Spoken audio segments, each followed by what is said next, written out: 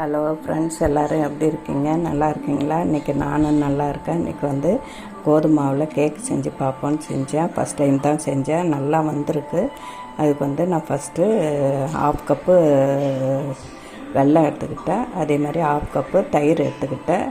அதுக்கப்புறம் 1/4 cup oil எடுத்து எல்லாத்தையும் 3ஐயும் போட்டு நல்லா ப்ரீகப் பண்ணிக்கிட்டேன்.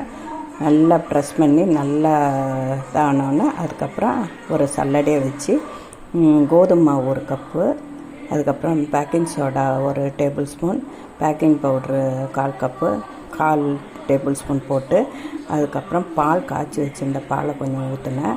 அப்புறம் கொக்கோ சிப்ஸை போட்டு வெண்ணிலா எசன்ஸ் போட்டு நல்லா பீட் பண்ணிவிட்டு அதுக்கப்புறம் ஒரு கிண்ணத்தில் நெய் தடவி அதில் போட்டு நல்லா டேப் பண்ணி விட்டு குக்கரை ஒரு 10 நிமிஷம் பிரேக் ஆகட்டும்ட்டு வச்சுருந்தேன்.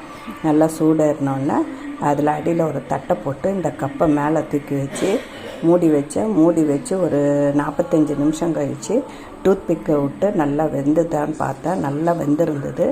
அது மூடுறதுக்கு முன்னாடி பாதாம் பருப்பு, திராட்சை, அதுக்கப்புறம் முந்திரி பருப்பு பொடியாக கட் பண்ணி தூவி விட்டு வச்சுருந்தேன். நல்லா பிரேக் அவுட் ஆகி நல்லா வந்திருக்கு பாருங்கள்.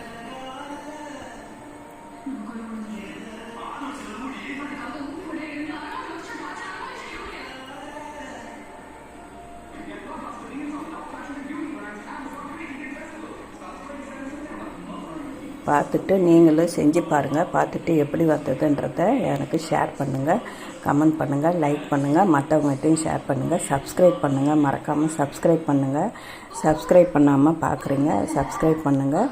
அப்போ தான் நான் போடுற வீடியோ அடுத்தடுத்து வரும். பார்த்துட்டு எப்படி இருக்குன்றதை சொல்லுங்கள். Thank you friends.